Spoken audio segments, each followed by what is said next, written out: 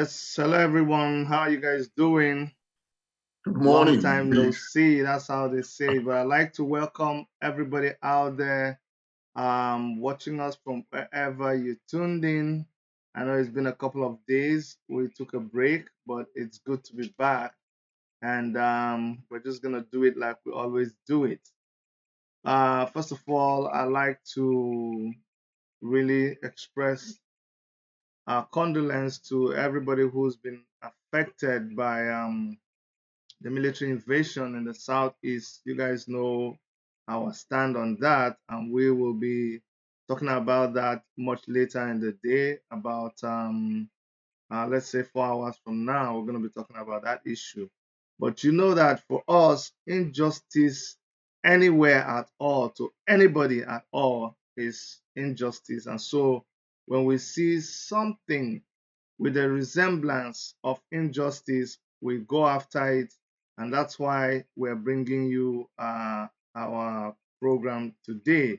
You guys know that in recent times, uh, Nwoko has been in the news, okay, and we don't believe in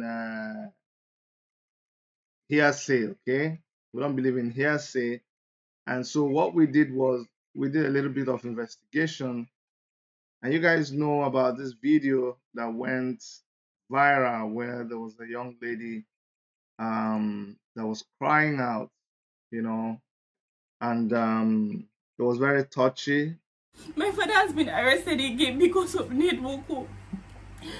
I don't know why I don't know why Nwoko is so bent on frustrating my family. Please, I beg you all to let me your voices. Let me your voices. At least I believe that somebody somewhere will definitely hear us and help us out. I strongly believe that at least there will be one person who can actually do something about this. That there will be one person, please.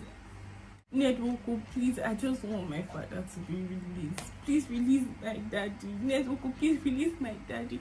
Not just my daddy, please release Priska's daddies too. Release Antonia's uncle. Release my uncle Raymond. Release Damn Clark's classmates. Release them. Why are you keeping them for? What all this injustice for? What's all this wickedness for? What's all this for? Why? A lot of you sent messages to us and you say, "Hey, Chidi, what are you doing about this? Do you know the truth about this story? Is there any way we can help?" And you guys also know Guamnishu. Guamnishu is a very good friend of mine, and everything that he touches his hands on, we're interested. We help him out. We work with him. We support him. So when we saw Guamnishu posting this news on his timeline on Facebook, we're like, you know what? If this guy is interested, we too were interested.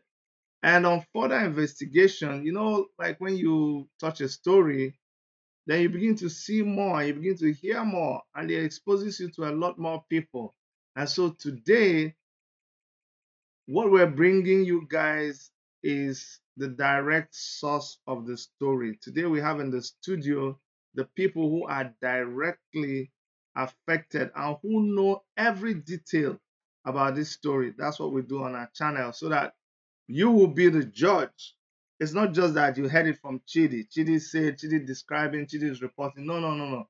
Today, we have in the studio people who are directly involved in this matter. And then when I give them a chance to talk, you will understand what I'm talking about. Okay. I have Pamela. Pamela is the lady that was in that video that you guys saw, you all saw. She's here. I also have Azuka, Jebose. Azuka is like a gem that I consider myself like. I found a gem when I found Azuka concerning this story, and there's more to Azuka that you guys will get to see today. So that's why it's taking me time to bring everybody on. But finally, yes, yes, it's done.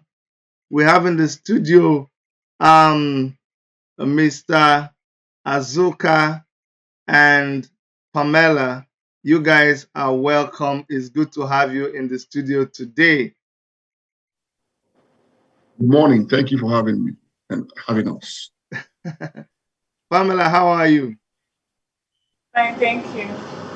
Okay. So let me start from you and let me remove my own view so that they can see us. Pamela, okay, go ahead and tell us,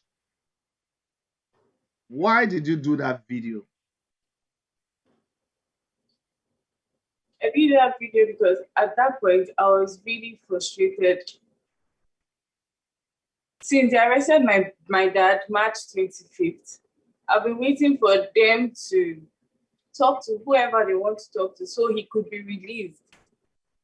But then anytime my mom goes there, she goes from one government official to another government official. Yet nothing is happening. It seems to be above their hands. This order, I don't know where this order is coming from. Order from above. That's all we've been hearing. There was nothing happening, and I knew that we needed serious help because this thing had happened last year. When it happened last year, I kept quiet throughout. I was hoping that my elders could settle it, but it wasn't working. They begged Nwoko.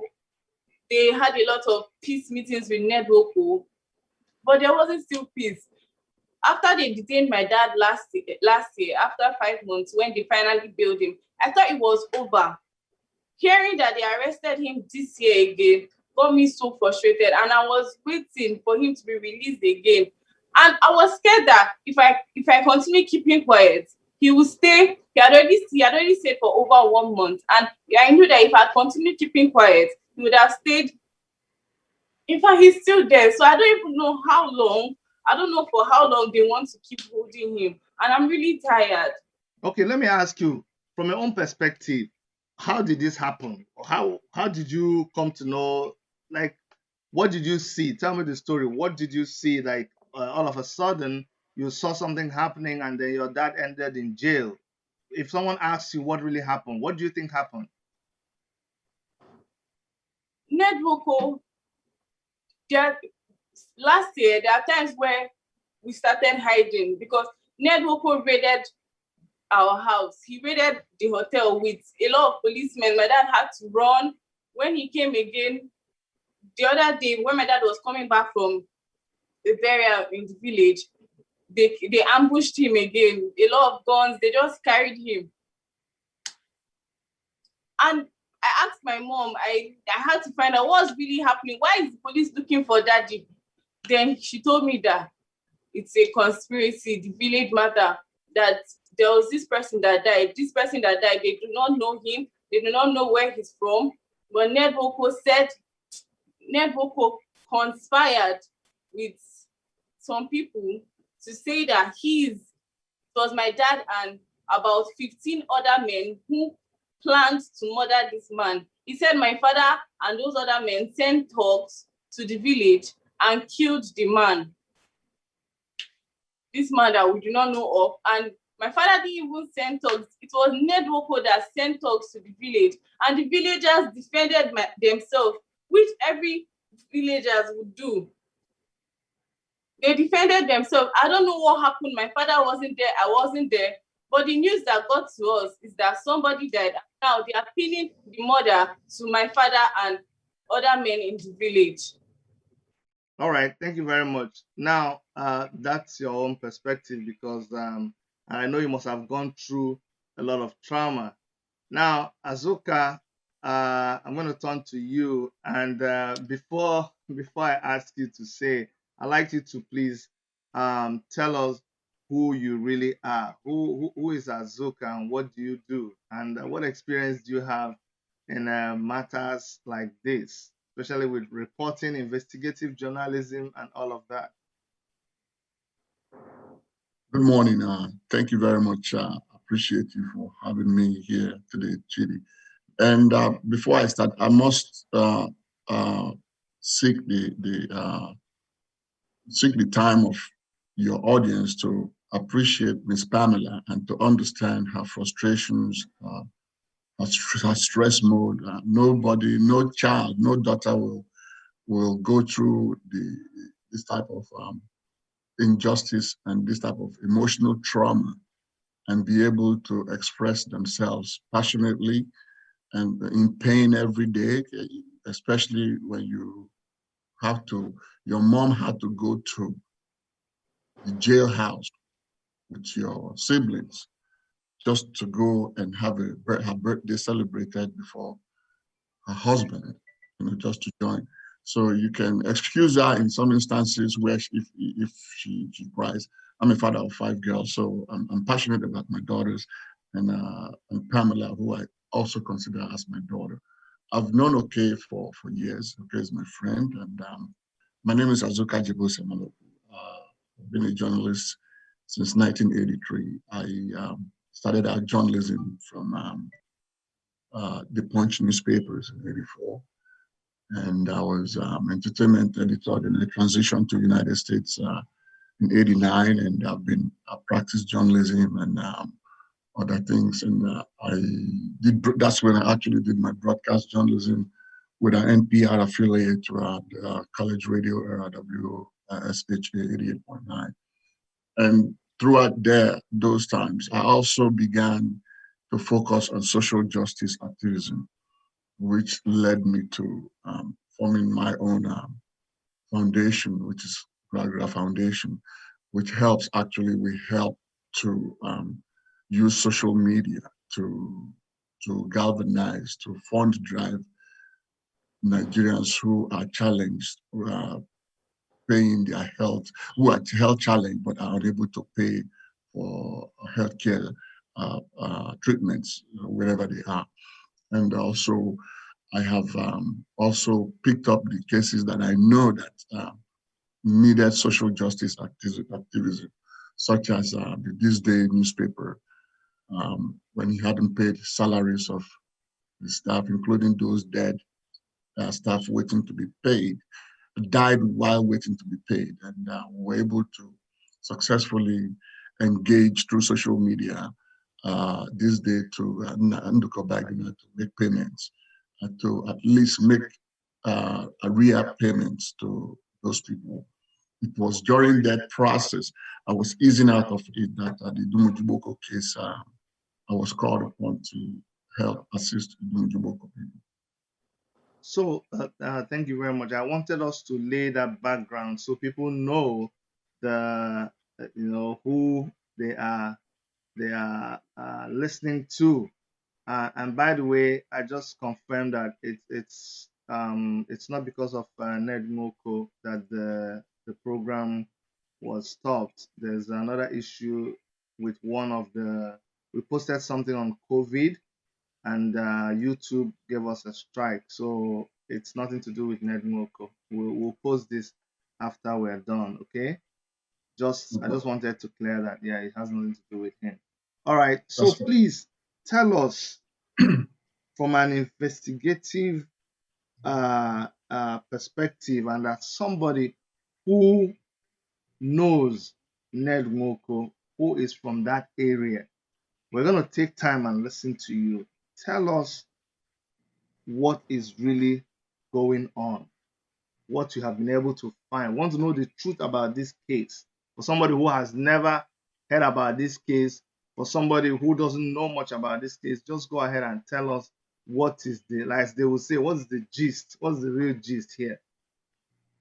There are two sides here, and from those two sides, it bears a lot of branches, and you really have to be very careful when you follow the tracks and everything as dictated by Nedwoko.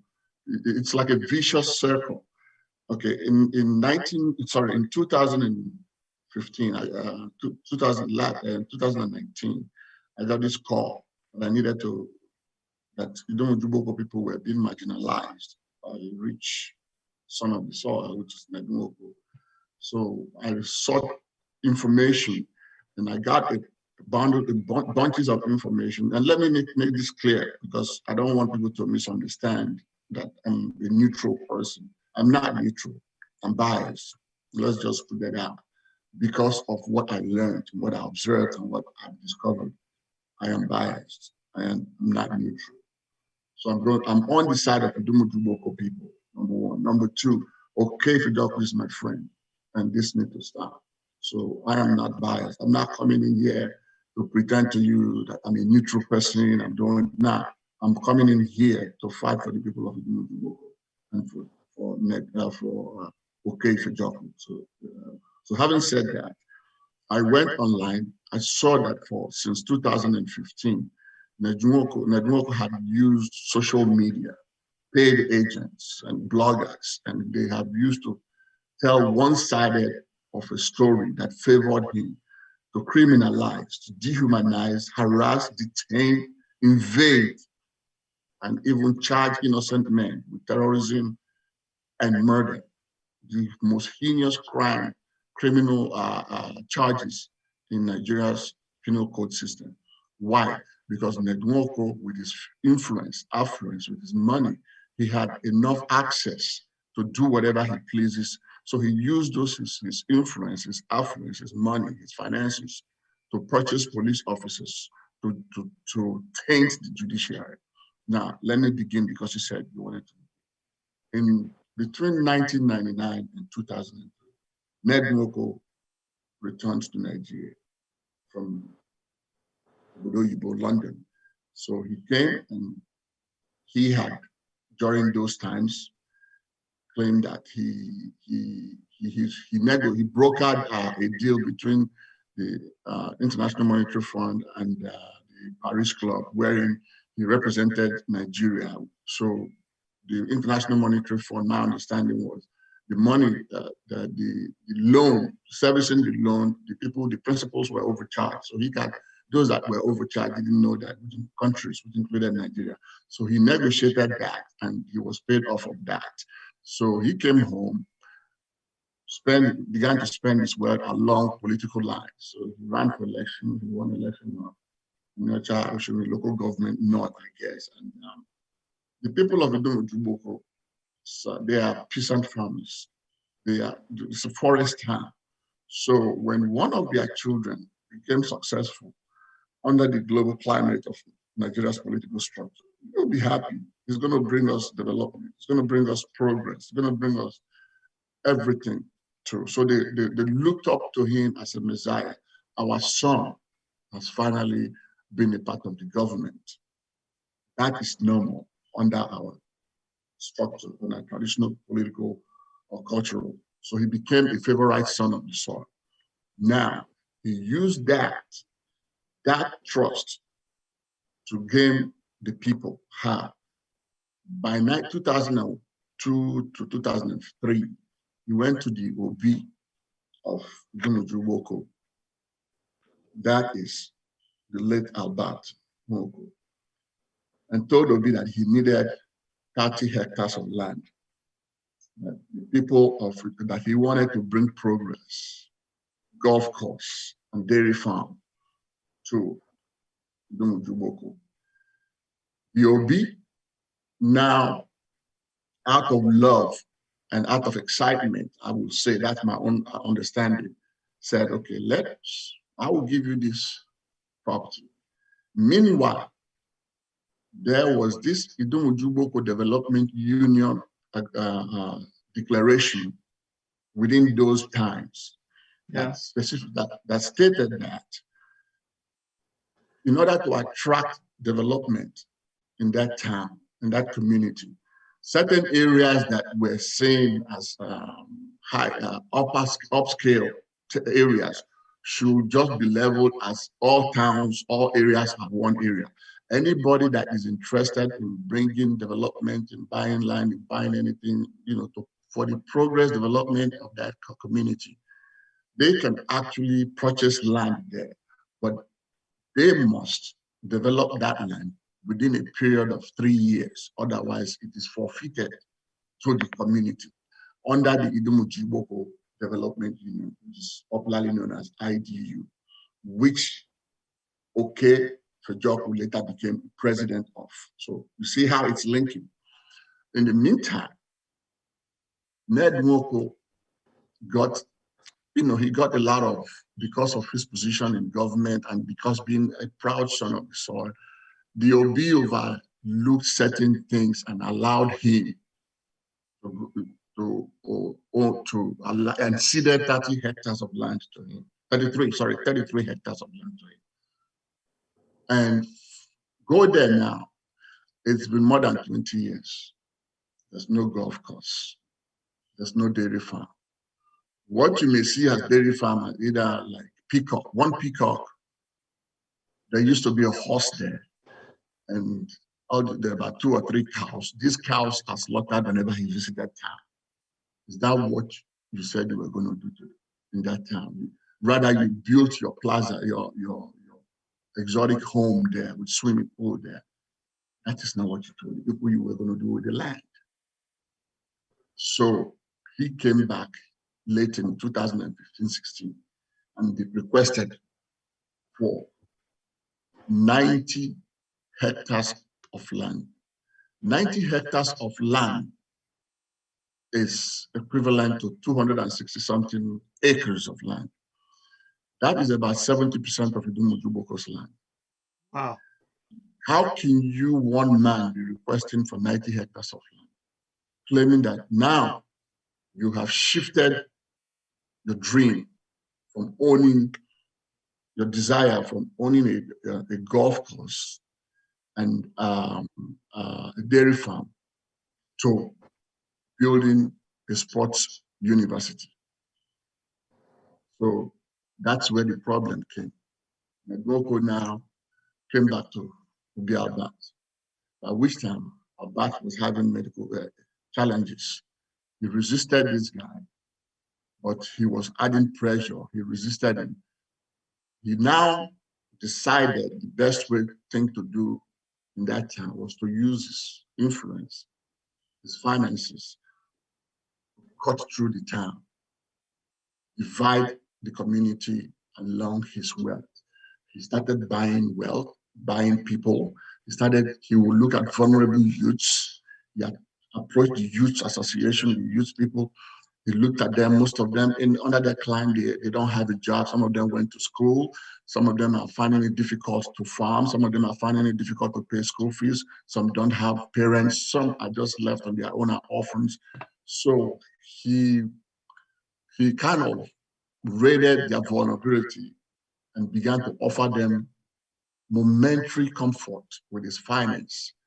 That is how he started building a security outfit following. And the followers now became the instrument to destabilize the town because they refused to give him that land. He went and forged papers, that linters, that memorandum of understanding. Half of those names in that memorandum of understanding are the same name that he is using to pursue by proxy, file complaints in the court of law against these innocent people. So on February, I don't know how much time you have, so excuse me, I'm cutting these things. On February, No. Go ahead, because it's important that we know the real story. I want to hear the story once and for all. So go ahead. In February 2017, the late Obi Albert transited to the ancestors. Idumujuboko is like my next town, so Onichubo, within Anioma and Aniocha local government. I don't know about your town. As soon as it is a hereditary throne, which means as soon as the Obi dies, if the Obi dies at 10 o'clock in the morning, the next crown prince, who is the first son of the Obi, because it's hereditary, automatically is crowned before sunset, or at least within those hours. There's a saying back, I can't translate it well here, that the kingship, the throne cannot be left vacant. So as soon as the Obi died, his first son, Prince Chukwunonso Nwoko, was immediately crowned as the king of Idumujuboko, for which he is to this moment. Now, when he was a prince, Nwoko, Chukwunonso, he was involved in the shenanigans back and forth when Ned is trying to wrestle this land by force, that he was going to take this land. Then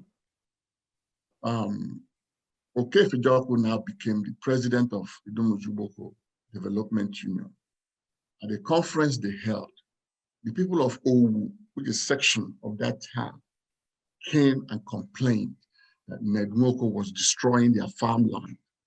Nwoko has brought in bulldozers, armed thugs, armed policemen, paid agents of corrupt policemen from the Nigerian police in Iseluku and Idumujuboko to be forcefully destroying their land, claiming that Obi, the late Obi Abad gave him those land, 93 hectares of land, that he was going to build Star University, that he had certificate of occupancy to that, which was a fraud, fraudulently gotten. How can you have a certificate of occupancy when there was no survey of the land? So that was now being the president of the union.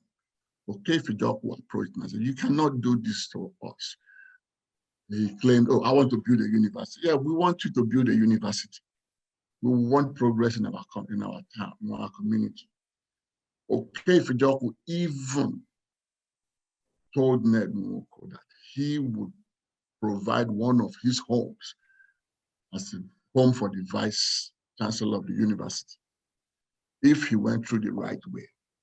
You don't go and start destroying widows' farms, poor people's vegetation, using police to intimidate that town, using those paid thugs. Those vulnerable kids now became so powerful, some of them were being armed. Now his father stretching his conquest for Mujubo. Then came in Obi of Mujubo for the new Obi. Chukwunonso now told him, this can never happen. We cannot cede 70% of our land to one man. What about if we did that? What will happen to our children? What will happen to your own children? You, Ned Nwoko, what will happen to the children?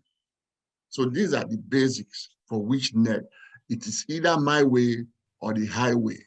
And my way is, let me have the 93 hectares of land, or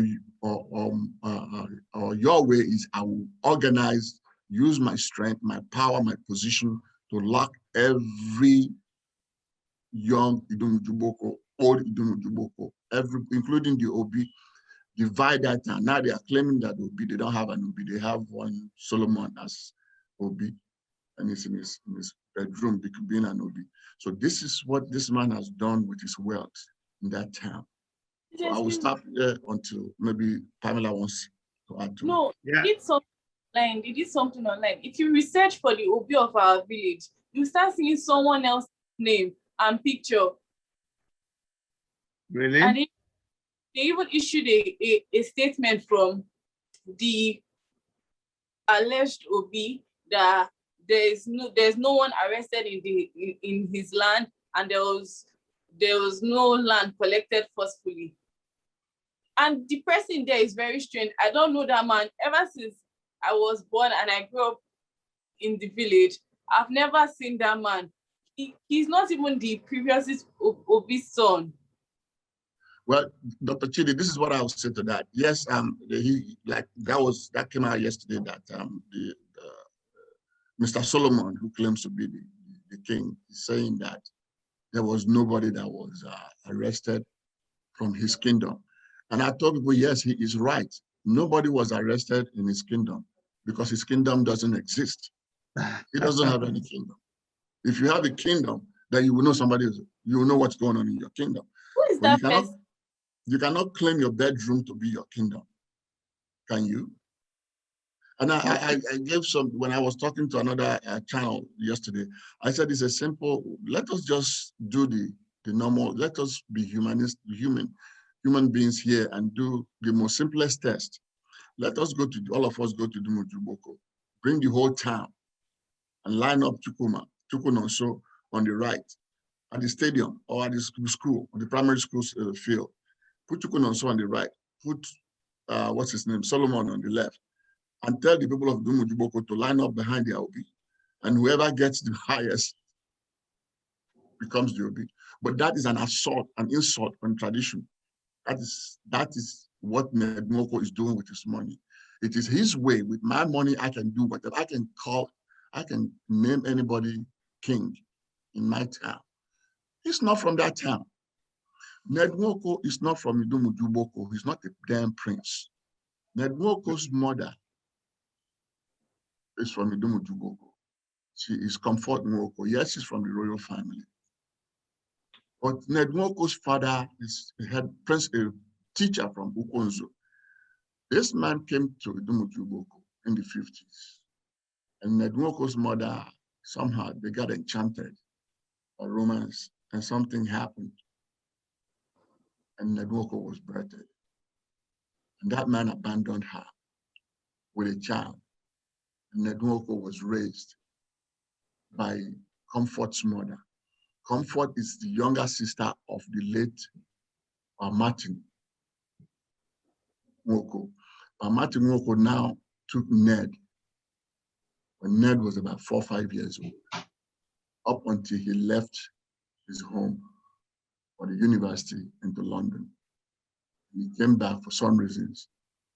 He got rich, turned his back on Martin, sent talks to Martin's house, to break down and pull him out of the house because he was supporting Nwoko. There are so many atrocities.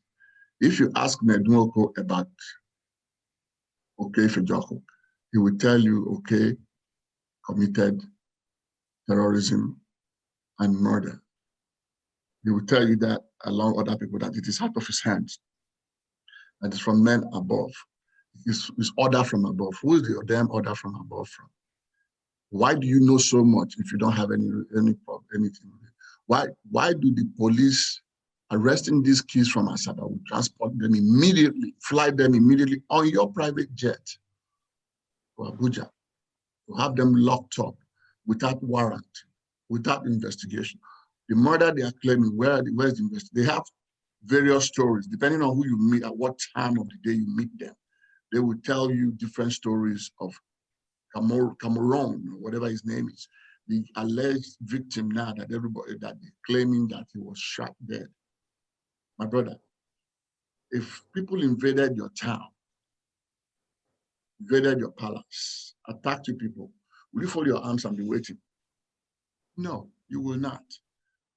There were invasions, ignited, paid for, and sponsored by Nwoko in 2017-18. And these were the mobs that came to attack the town. The people fought back. And in between the clash, maybe something happened, somebody lost its life. We don't know that. And Nwoko now claimed it, that he's the one, that there was a death, that the people came to. Who the hell are you that people will come and report to you? Are you the king? Are you even a chief? You're not even a prince. You assume princehood because your mother. If your mother is, my mother is from Ibodo, can I go and start claiming that I'm a prince? This is the mindset for our people.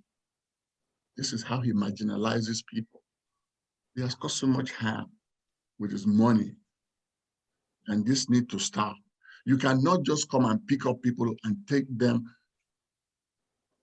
200 or 300 miles away from their homes, torture their family. This case of murder has been dismissed. It's not, three kids were arrested during the same time. This language, three years in jail in Abo prison, Abo High Court. They were in Abo High Court for 3 years. One of them was newly engaged. His girlfriend left him. His loved one left him after waiting for 1 year. He was the one taking care of his father. Last August was when they released them. Last August was when they released Okey Ifejoku after posting 50 million naira with a landed property in Abuja as bail bonds. Where do you get such 50 million naira in beans? No, my brother. And when you ask Nwoko, he will tell you, these people are, he would tell you these people are committed murder. What murder?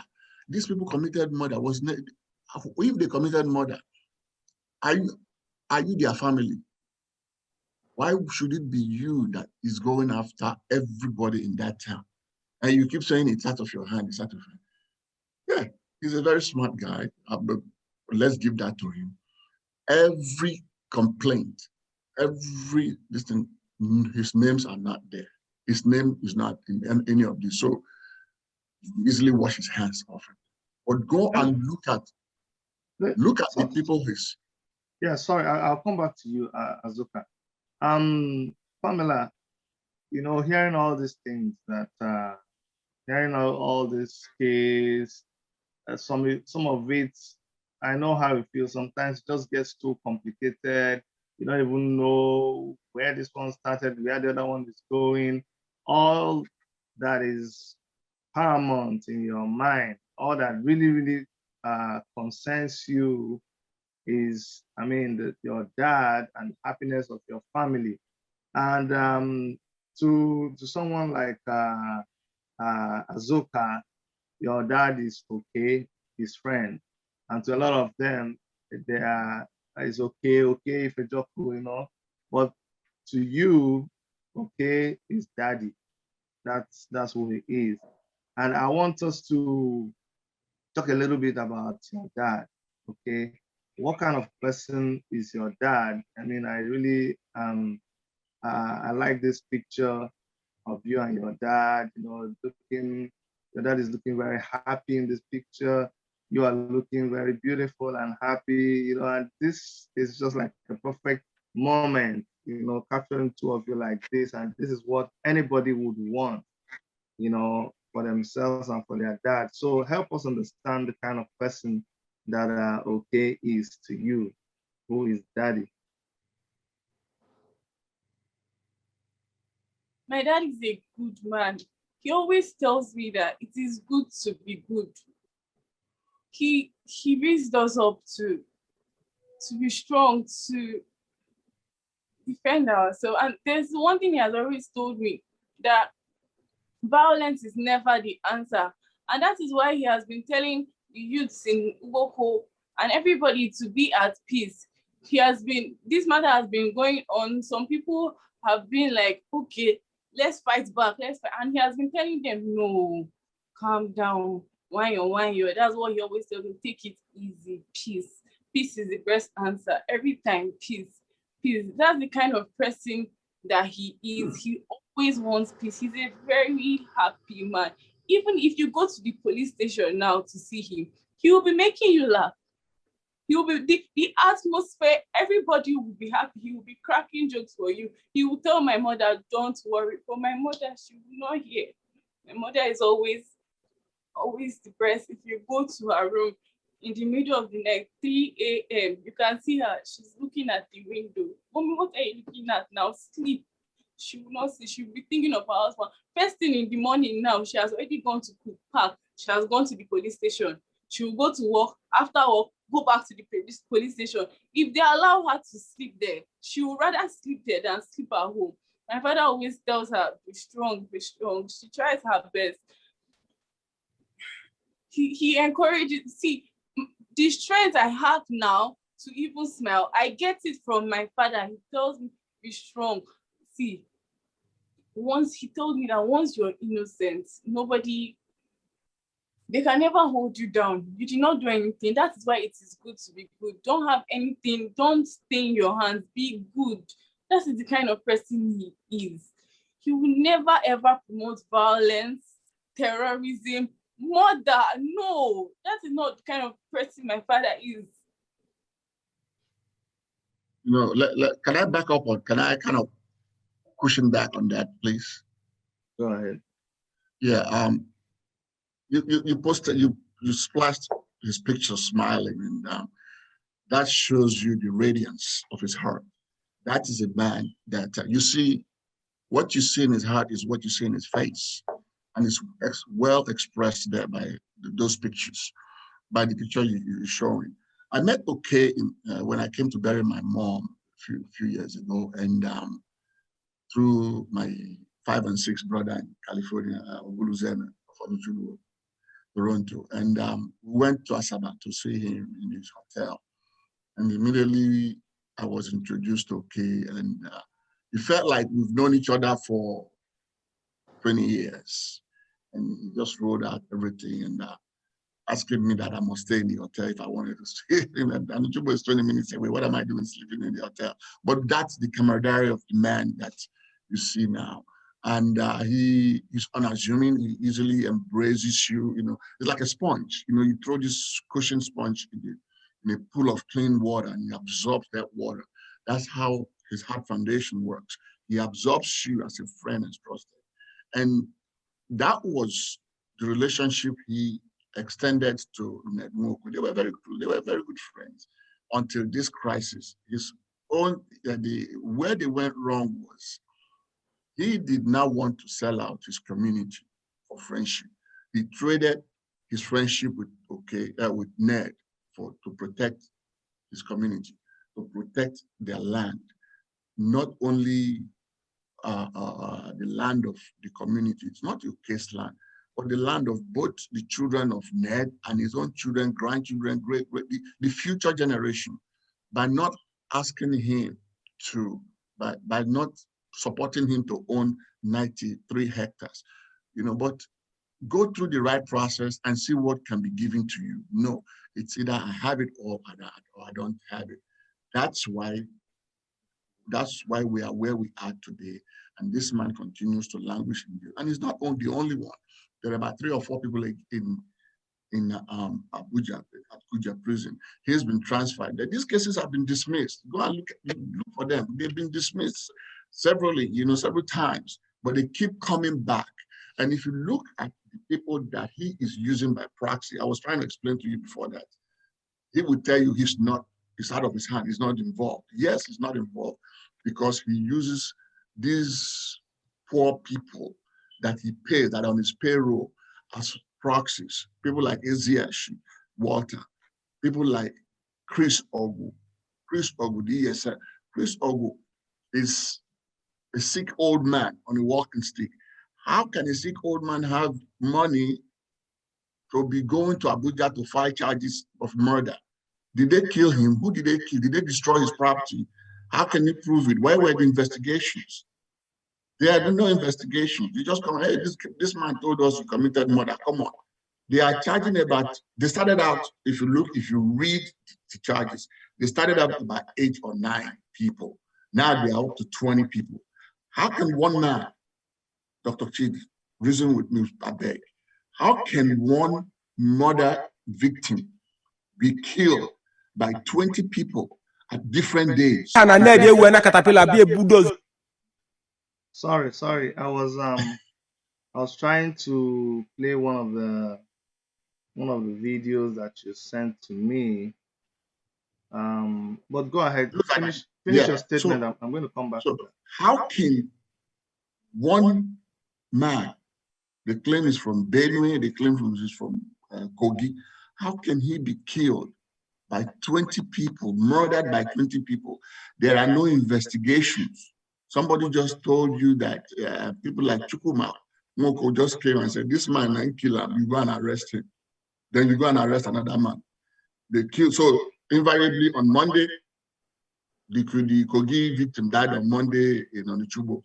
On Tuesday, the Kogi victim of Benue victim died in Enugu. On Wednesday, he died at a different place but killed by another person. Something is wrong with this case. Okay. I wanna play a video that you sent to me, and I want you to tell us about this video. Well, let me play it first.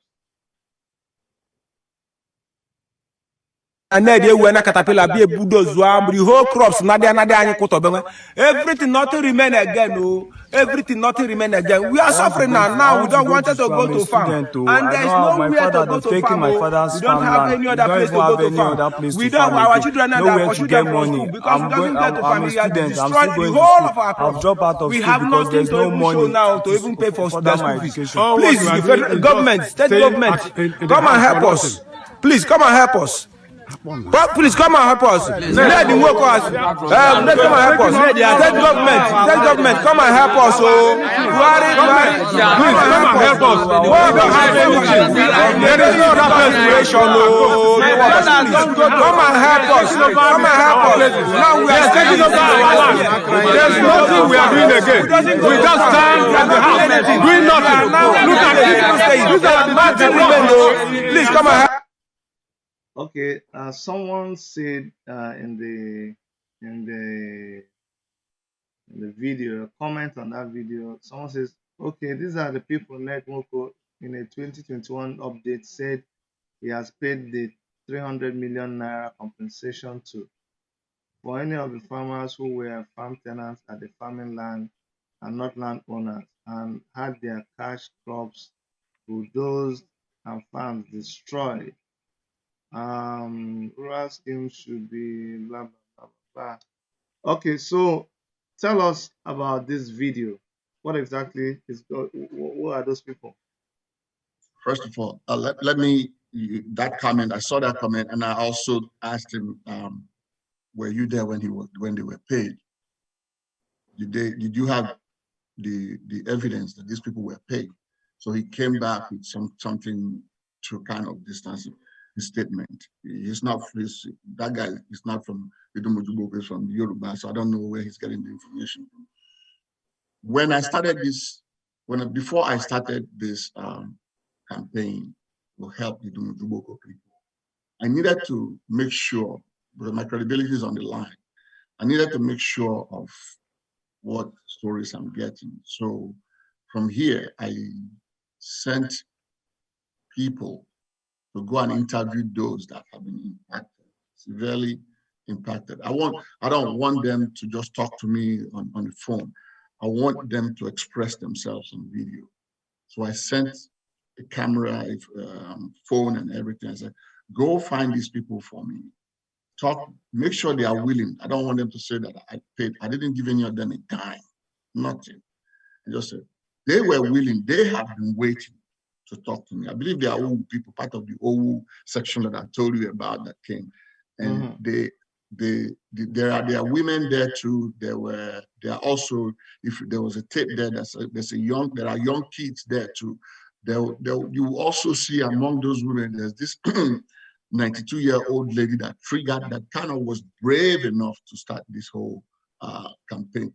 Okay, let me before you talk, let me play these other videos so that you can now. This is, if you look at, pause it for a second if you don't mind. Yeah. If I'm looking at it from my right, the first lady on my right with the short lady on my right with she has a hat on, and on her shoulder lining is no, not that one.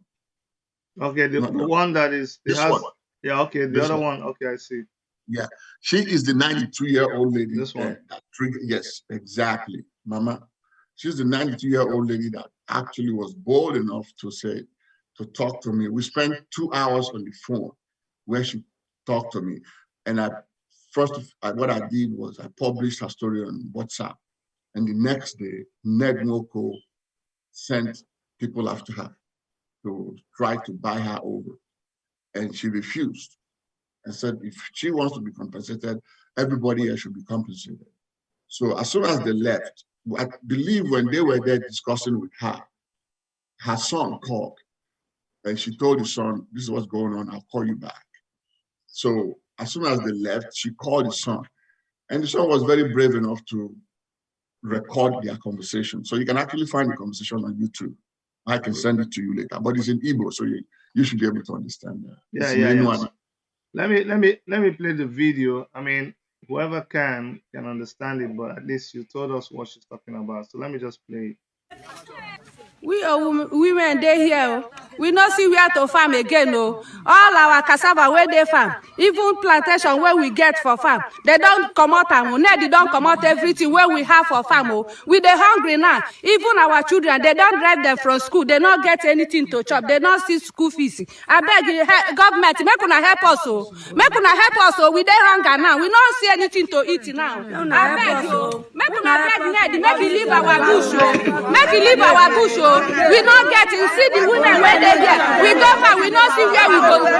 We not see what we go do. I beg, make una help us to tell Ned, no. Ned, Nwoko, make he leave our bush, oh. Make he leave our bush, oh.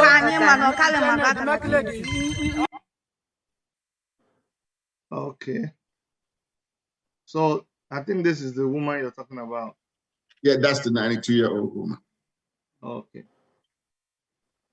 Let me see. I think I got some other thing that I wanted to share.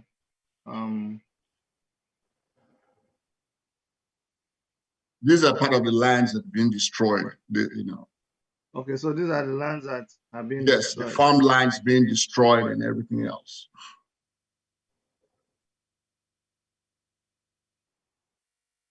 Okay, who is this person? These are the kids that were in the community. Most of them, you've seen their parents. Some of them came without their parents. Government, please help us. In this delicate situation, we don't have anywhere to go. Because of this delicate situation, my father and others people of Udumujuboko are falling single. I don't want to be an illiterate. I want to go to school. Please, government people, senators, Ned, Nwoko, please help my father and Uboko people to train us in school so that we will not be illiterate students. We want to represent Nigeria. We want to come out in being intelligent. We don't want to be illiterate. Government, please help us. We are dying of hunger. Government, please help us. Ned Nwoko, please help us of this anger and this hunger. Please help us. You know, the funny thing about activism and fighting for justice is sometimes what you're doing seems helpless and doesn't have all the fanciness and all of that. But these are the people who are feeling this thing. These are the people who are directly involved and they're doing everything they can to get the message out there. I've also tried to reach out to Ned Moko's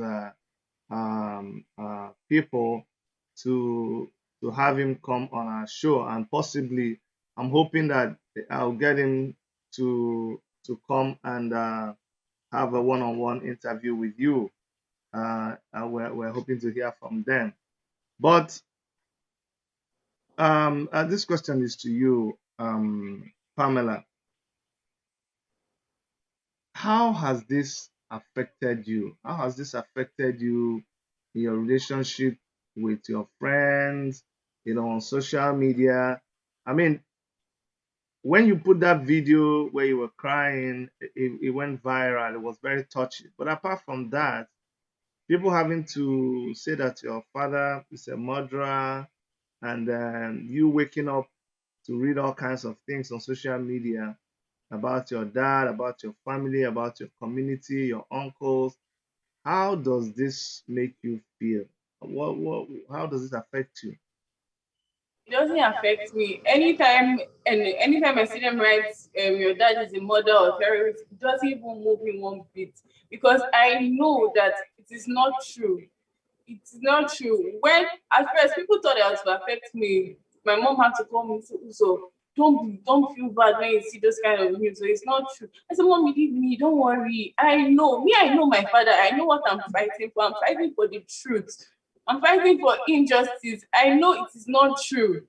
I know my father. He's a good man." Do you ever read what people write? Yes, I always some at the point I started avoiding it, but no, I kept on reading it.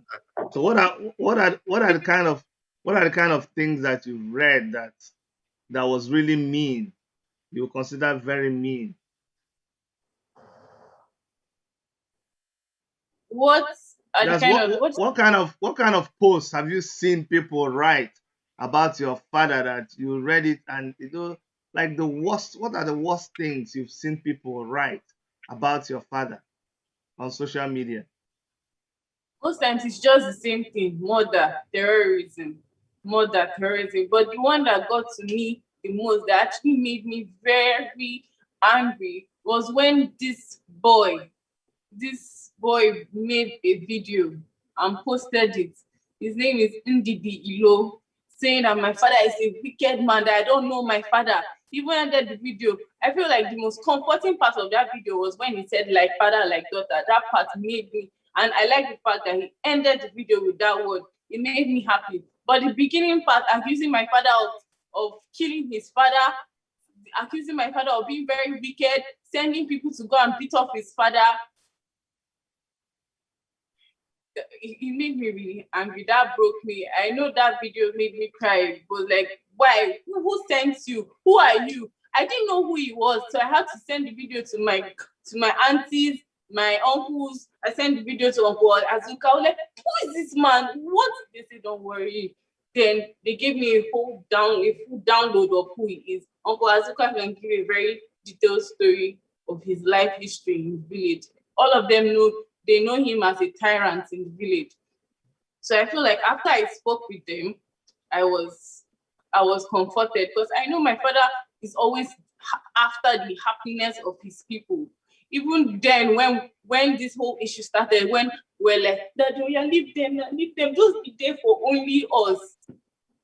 He wants everybody to be happy. He's the president general. He has taken it upon himself as his duty to make both his family and his people entirely happy. Okay, Daddy, you have carried this burden on your head now. And as far as my father has chosen to carry this burden on his head, I stand with him. I stand for my father. I stand for my people. Yeah. Now I'm seeking justice for them, for just my father right now. I'm seeking justice for everybody in my community. Everybody who Nwoko has arrested, Nwoko should release them. All the land that he collected from the people, he should return it. He should just bring back peace to my community. My village used to be a very happy place. If you don't take me to my village during December, I'll be very angry. Daddy, let's go.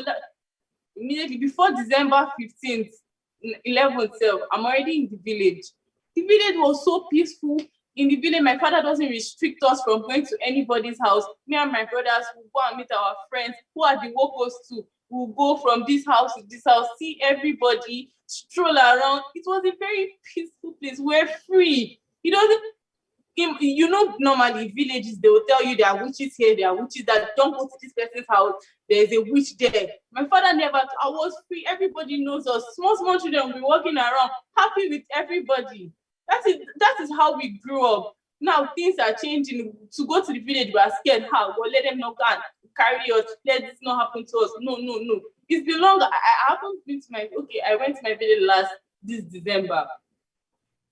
But we're scared. I restricted my movement. I literally did not leave my house.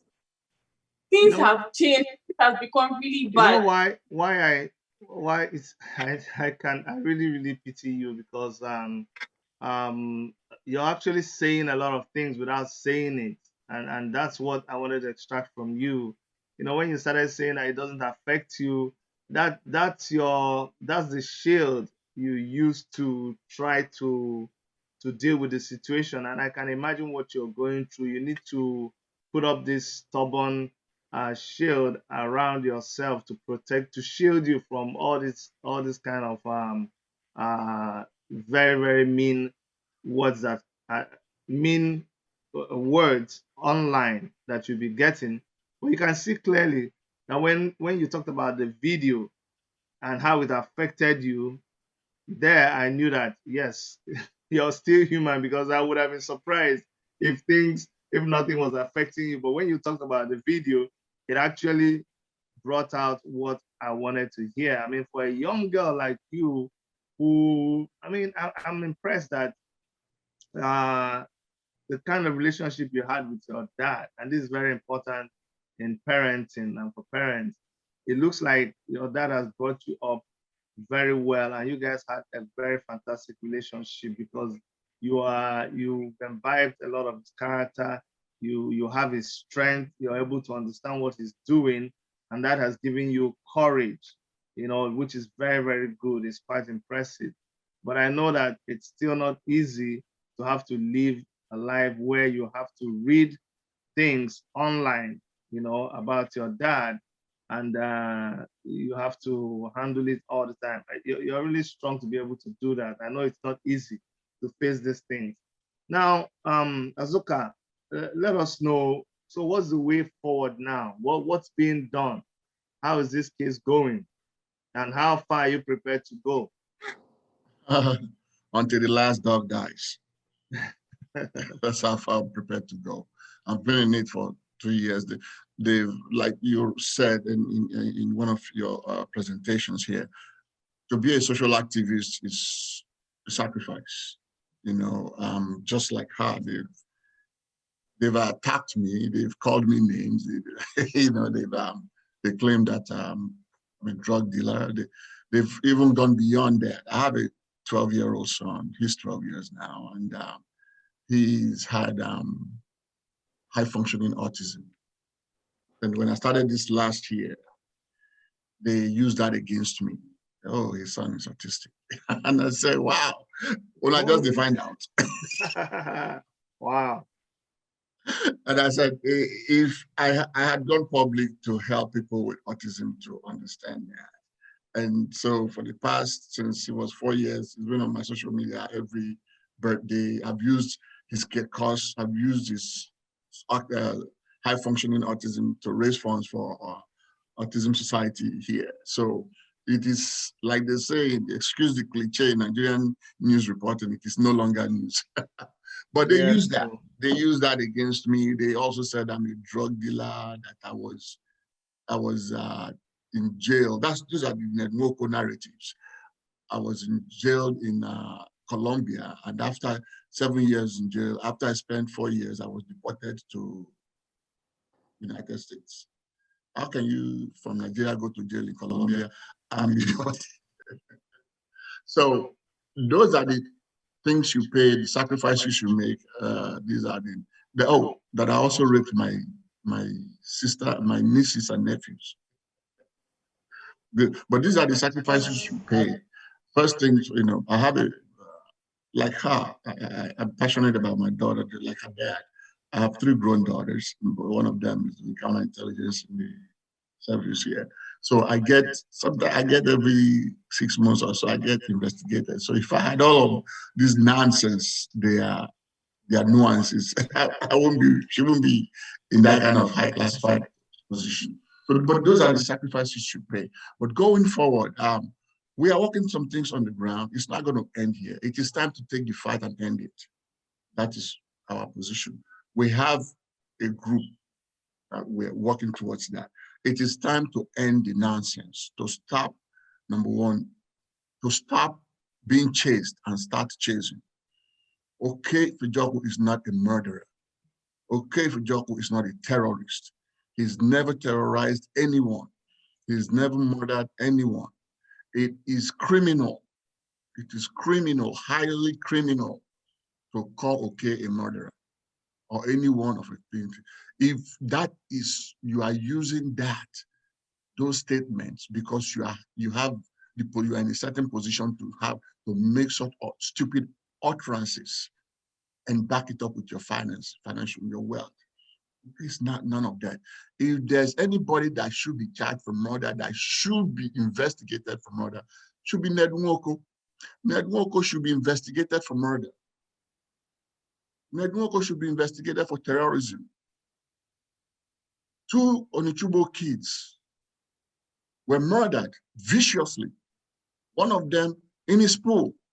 One of them allegedly by those he paid to be armed vigilantes in Onitshubo over land issues. And yet there hasn't been closure. There haven't been closures in these cases. These murderers are on the loose. All these murders are linked to Nwoko. His home. His guys is buying arms for. He buys arms for the people in Onitshubo, for his thugs, his security guard. How can one man have armed security in a nation state that is an independent nation state? What would that? Is that not treasonable felony? How can a man have a militia outfit that his security guy that is paying 30,000 naira every month?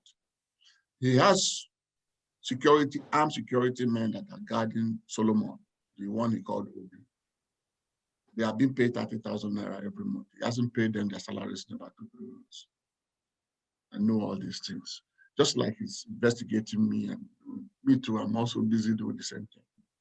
But let's come back. Shouldn't be afraid of Nwoko.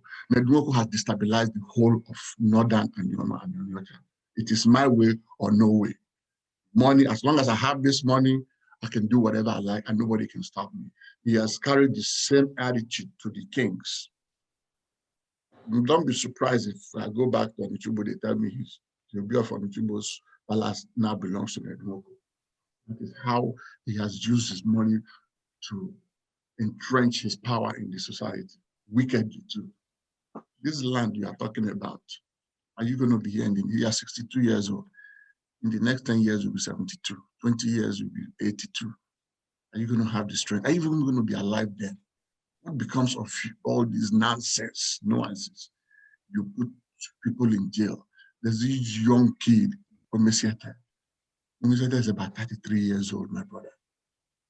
You raided his, because he's a youth leader in Dumujuboko, he refuses to go with you, to be on your side. You had this guy, this kid's office, starting his own business at Asaba. One morning in November, you raided his office. You called the Nigerian police and the DSS in Asaba. You raided this young man's office in your private jet to Abuja. This kid is still in Abuja. Now they've added his name as one of those for murder and terrorism. Who's committing the terror? Who's committing the murder? When you went and denied people their constitutional rights, when you invade a business, when you ambush innocent children, youths who are minding their daily businesses with your power and influence, and you raid these people, raid their houses, and you kidnap them with men on uniform and transfer them to Abuja. You separate them from their families. How can his wife, let's say his mom, go see him in Abuja? She will take a bus, 8 hours from Onichubo to Abuja. You will get to Abuja. You will stay in the hotel. You don't have a family. What kind of inconvenience is that? Then you go to the police station. The police will be doing you kurukere. Then you start spending money just to see your child. By the time you see your child, your wife, or your loved one in prison, you have spent not only the left of your energy, you have spent your money, your resources that is there to find. Then after seeing that, you may not see him that day, depending on how the police officers or those in charge feel. Then you waste time. You tell you, wait. Like today, I'll give you an example. Mrs. Okey went to see Okey today. Your mother went to see Okey today. She got there. They told her no, that you have to wait till 7 o'clock. That's when they open. Who knows if 7 o'clock they will even let her. This woman has to go to work because she has to bring food to the husband in the morning, in the afternoon, in the night. What kind of torment is that? Who sleeps at night doing that nonsense to another human being? What is Nwoko benefiting from this? It's not my hand. It's out of my hand. It's not in me. It's the law. How did you know so much if it is not in your hands? My brother, what kind of human being is that? And you think we should stop? We are not stopping. We are not going to tell you our legal process, what we are going to do. But our goal here from this angle is to permanently put a stop to it, number one, and also seek restitution. Number two, very soon, those caged birds will sing.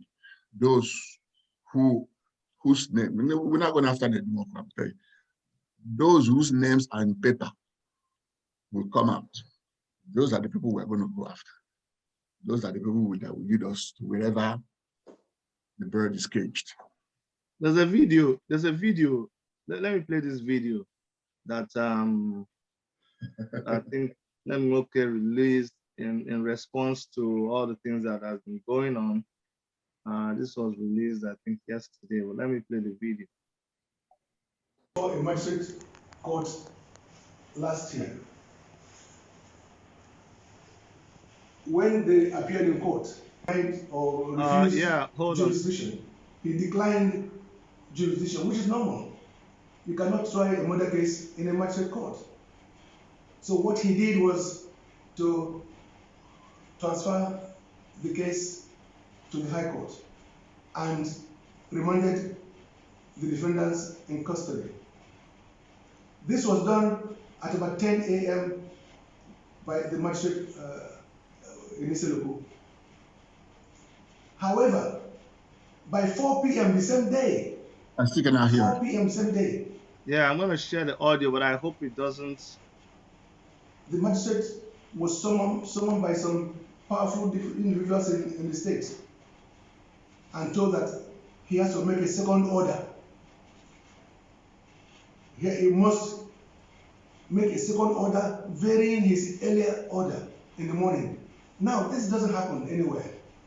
And by the way, the magistrate is facing disciplinary matters currently because of this. You can hear it because now. he knows he ought not to have done that. He knows under no circumstance should he have. Can you hear it? Been Yes, I can. By the powers that be in the state to change an order that he made. Why did he make that order the first time? He said that he didn't have jurisdiction. So why would he, later in the afternoon, some 6 hours later, now assume jurisdiction and varied his order? And what he did is not known in our legal system. There's no justification for that, other than something wrong, something terrible happened. And everybody involved in what happened will be exposed in due course. Okay. So the magistrate, upon assuming jurisdiction, now asked them to come before him the next week. When they appear before him, what he did will even marvel you more. Uncle Azuka. The witnesses were all outside, waiting to be called in. The witnesses. Pamela, you want to say something? At least those who are in custody are lucky that they have their lives.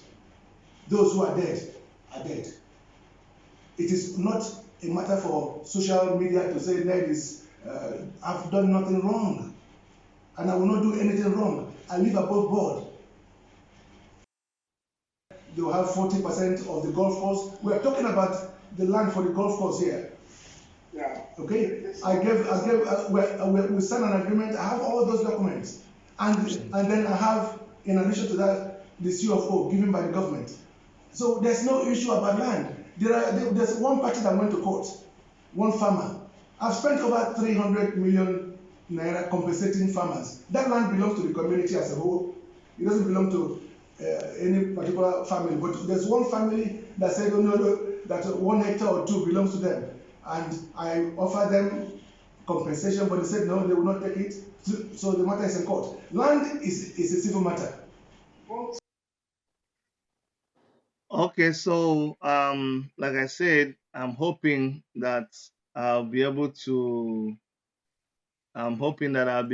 have Ned Nwoko also on our show to possibly bring you guys in so that viewers will be able to hear this, one-on-one. That's the kind of thing I like to do. So hopefully it will happen. I don't know, but I'm hoping that one of these days that is what will happen, and we'll have the privilege of having all of you guys at the same time here. Let me try to bring you in. Anyway, so what's your response to that video? Although you've said a lot of things before I played the video, but would you like to comment on that video since it's a fresh, and I found it on your page too? Are you referring to me or to? Yes, Azuka, you. Okay. First of all, you look at that. There's a kind of what I would describe as rehearsals of old cliches. He made mention that those who are dead are dead. So there's more than one murder. By you using those words, those who are dead are dead. So there's more than one murder which we are yet to know of. So he needs to tell us who are the remaining ones. When you make such statement that those who are dead, we need to know who are these people now that you're trying to bring on, that they are dead. You know, he said that he's looking up to the legal system, that the way the legal system works. And Nwoko has never been to court. He claims he's a lawyer.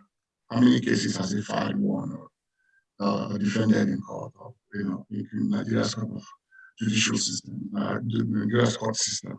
He hasn't done any of that. So he's claiming that people will be exposed in due course. That is fantastic. I like that. So we hope that he will be exposed in due course.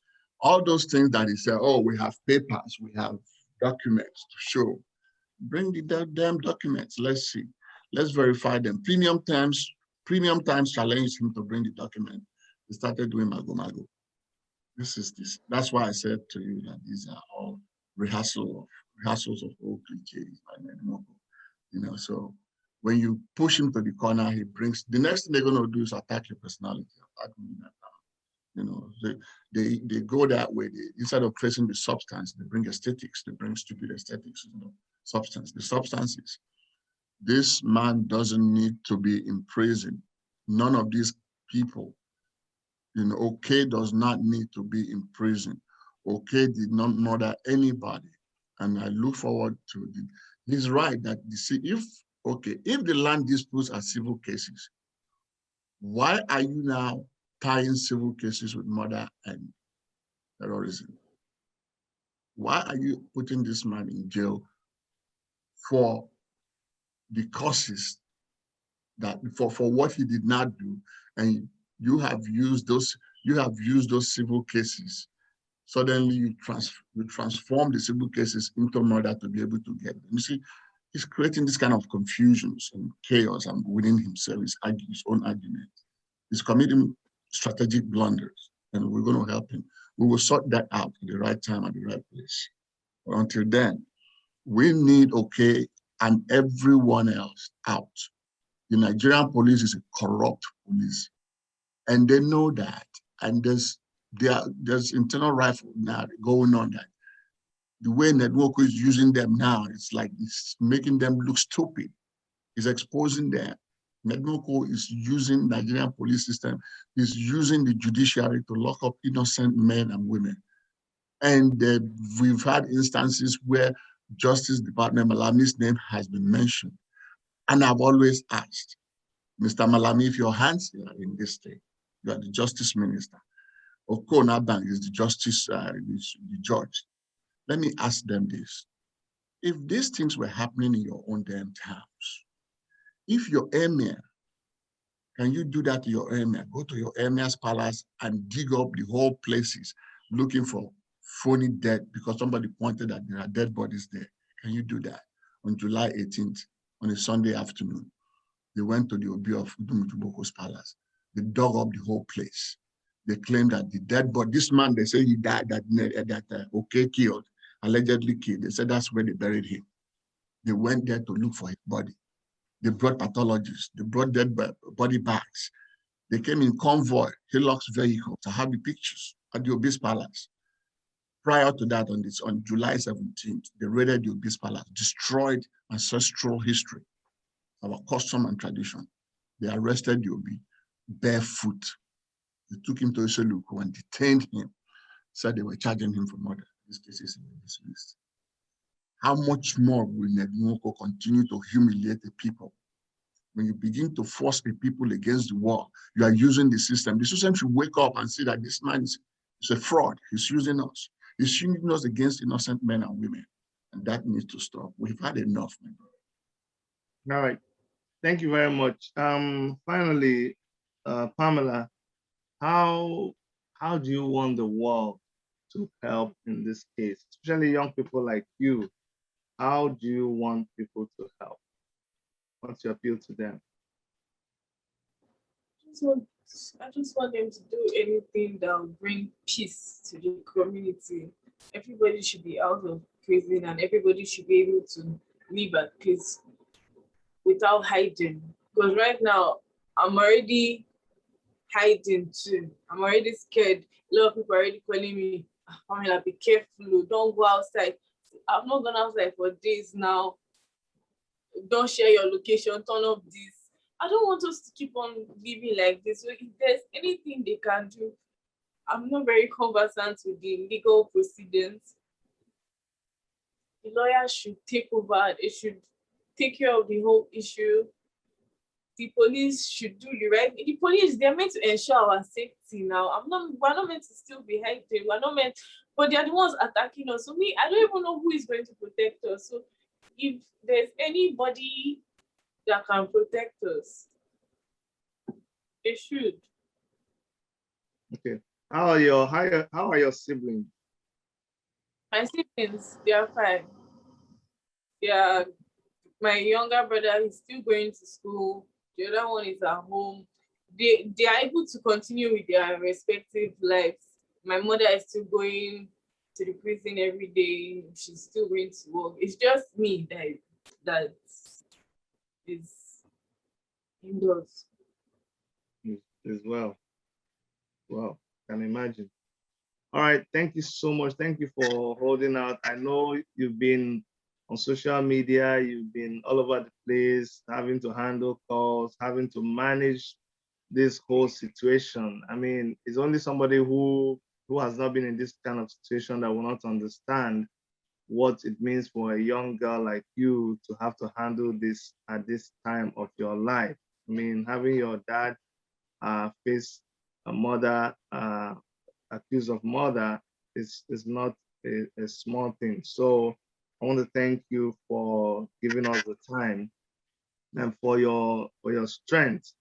It's very, very commendable. I know a lot of youths of your age will not even know what to do or will not be able to comport themselves and organize their thoughts. So that is, your father must be proud of you. I mean, your father must really be proud of you. And I want you to know that there's tons of other youths like you who have done marvelous things. Don't think that you're too young to do what you're doing. In fact, this is the age when you can be all that you can be. And since you've channeled your energy to defending your father's rights, I hope that you get as many support, and you will definitely get as many support as possible. Um, Oga Azuka, one last word as we round up. From me, Yes. we have to sustain the pressure. Pamela had been the kind of hope, the inspiration I've been waiting for to join me in this. And I will call on the Idumujuboko people to, especially young ones, to look into Pamela's eyes and see who she's fighting for. She's not only fighting for Okey to be released. So while you make that noise on social media, be proactive, you understand? Don't just make noise on social media, abuse people, cuss them out and relax. And yes, you've made noise. It goes beyond that. Be the change that you want to see. Come out, support Pamela instead of abusing, crossing her out. Be on the side of truth. You know, there's something so strange about truth is no matter how you beat it, panel beat it, it will still always remain what it is, the truth. But when you get submerged in the essence of the time with money, you know, with affluence, Nwoko is a brutal businessman and a brutal criminal, you know. He will use his money, his wealth, and he will get whatever any youth that is vulnerable. And then, as long as the system keeps the way it is, you know, being run, there will be vulnerable youths ready for his money, and he will use them for purposes. And then once the purpose is done and achieved, he will go to the next person. You're not going to last forever with Nwoko, but with truth, you will sustain a tradition. You will build a legacy for yourself. You are the future. You are the future. The future is now. So come on board, support this young lady, and take this fight to the end. Seek justice, fairness, and truth so that the community will live in peace and harmony, and everyone will be free and happy. All right, thank you so much. Thank you so much, Azuka. Thank you so much, Pamela.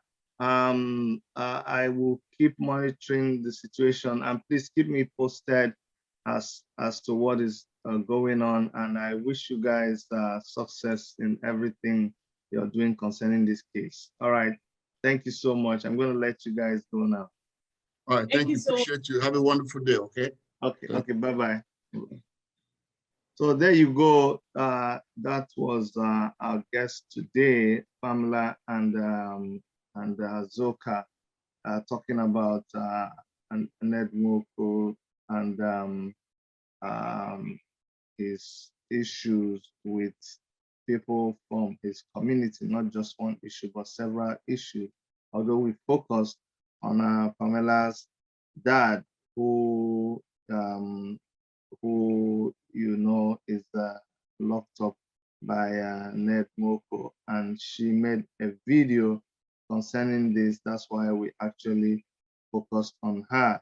And I want you guys to follow the story. We'll continue to follow the story because we don't want injustice.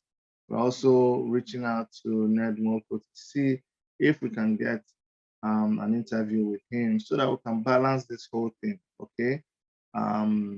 But in the meantime, okay, Ifejoku is detained, and the daughter is screaming foul. Thank you so much for being part of this program, and please, we welcome you to also join us when next we bring you a very interesting issue that is on the front burner in our society. From Dr. Erica and from every one of us, this is Chidi saying take care of yourself. Bye-bye.